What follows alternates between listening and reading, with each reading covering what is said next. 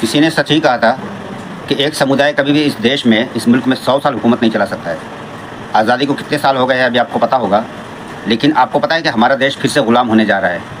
पहले अंग्रेज़ों का ग़ुलाम था, अब यहूदी इजराइलियों का ग़ुलाम होगा, जिसको लोग अपना फादरलैंड कहते हैं। और वो लोग हमारे देश में इंटर कर चुके हैं। शेयर मार्केट से लेकर मार्केटिंग लाइन में जितना वो लोग फंडिंग कर रहे हैं, इंसान फंडिंग वही करता है जहाँ से उसको फ़ायदा घसीटना होता है, निकालना होता है। अंग्रेज़ लोग ने हमारे देश पे कब्जा करके पूरे देश को खाली कर दिया, लूट लिया, लूट के लेके चले गए थे 2 साल में। उनकी जो भी जंग में नुकसान हुआ था वो भरपाई हमारे देश से कर लिए थे और करके गए, एकदम खाली कर गए। अब इजराइल की एंट्री हो रही है। यहाँ तक सुनने में आ रहा है कि इजराइल यहाँ पे रहने सहने बसने के लिए गाँव का इंतज़ाम भी कर रहे हैं और यहाँ के खेतों पर उनकी निगाह है। इजरायली यहाँ इंटर करते ही पहले तो यहाँ के खेतों पर कब्जा करेंगे, क्योंकि हमारा मुल्क एक ऐसा खूबसूरत मुल्क है जहाँ पहाड़ी भी है, समंदर भी है और खेती बाड़ी भी बहुत अच्छी खासी होती है, बरसात भी अच्छी होती है, सब कुछ है। बाकी और मुल्कों में देखो कहीं पे खाली रेगिस्तान है, कहीं पे खाली पहाड़ी है, कहीं पे खाली समुंदर है। और यहूदियों पे मैं इतना बड़ा इल्ज़ाम इसलिए लगा रहा हूँ, ये अब हमारे देश को गुलाम करने के लिए हमारे देश में इंटर कर चुके हैं। आप ये वीडियो देखिए, कुछ ना कुछ आपको तो ज़रूर समझ में आ जाएगा कि शायद मेरी गलतफहमी है या ये वीडियो जो बता रही सच है। हालात आगे क्या होने हैं आप खुद समझो, इस वीडियो को देखिए। देश को गुलाम होने के लिए केवल उसकी करेंसी बदल दो। सेना को तो बदल ही रहे हैं, प्राइवेट कर रहे हैं अग्निवीर के नाम पर। देखो 3 ही चीजें होती हैं। आपका संविधान जिसको बदलने की तैयारी चल रही है, 130वां 131वां अमेंडमेंट और परिसीमन का अब की बार जो लोकसभा का सत्र आने वाला है उसमें ये प्रोपेगेंडा खेलने वाले हैं।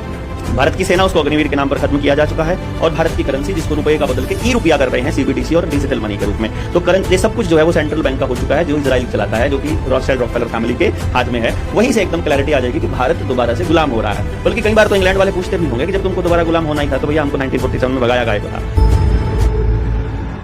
कई बार एक मामला सामने आता है कि इजरायली नागरिक, खासतौर से इजरायली सेना से जुड़े हुए लोग, भारत के हिमाचल प्रदेश राज्य में कुल्लू में एक जगह है, गांव है, उस गांव को में जरूर आते हैं घूमने के लिए और वहां पर यह बात कही जाती है कि आम भारतीयों की एंट्री, बहुत सारे जो क्लब्स हैं वहां पर, जो पब्स हैं, उसमें एंट्री बैन की हुई है।